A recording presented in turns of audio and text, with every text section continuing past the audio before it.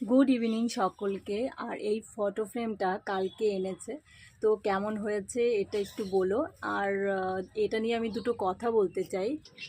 কথাটা হলো এই যে আমরা একটা রিসেপশানে গেছিলাম, আর সেই রিসেপশানে আমি কালো কালারের ড্রেসটা পরেছিলাম, আমার বড় সেই ড্রেসটা পরেছে কালো। তো এই নিয়ে আমাদের অনেকে অনেক কিছু বলেছে। আমি জানি না কেন সবার কালো ড্রেস এত প্রবলেম হয়, আমি জানি না। তো রিসেপশনে কালো পরলে কী হয় আমার জানা নেই, কারণ আমি মনে করি না যে কালো কালারটা খারাপ। কারণ আমাকে ওখানে অনেকে অনেক বাজে কথা বলেছে যে একটা শুভ কাজে কালো ড্রেস পরে চলে এসেছে, আর এরম বলেছে কালো ড্রেস পরতে নেই, তাও জেনে বুঝি পড়েছে, হ্যান ত্যান অনেক কিছু বলেছে।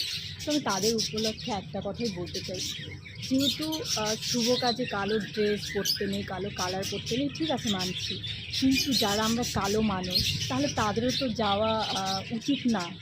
কারণ আমাদের ঠাকুররা কালো, যেরকম কৃষ্ণ ঠাকুর কালো, কালী মা কালো, তাহলে তাদেরকে নিয়ে আমাদের এত ভক্তি শ্রদ্ধা, কিন্তু যখন একটা ড্রেসের ব্যাপার আসে তখনই নাকি কালোটা অশুভ হয়ে যায়।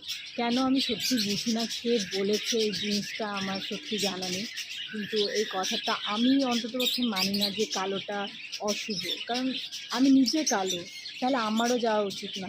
আমার বর কালো, তাহলে আমার বড়ও যাওয়া উচিত না। তো এটাই হচ্ছে আমার কথা, যে কালো ড্রেস পরাকে নিয়ে যারা অনেক কথা বলে, তো আমি তাদেরকে এটাই বলবো, কালো ড্রেসটা একদমই খারাপ না। তো অন্ততপক্ষে আমি মনে করি, তো আমার কাছে কালোটা একদম বেস্ট। আমি ওগুলো আমার মাথাতেই নেই।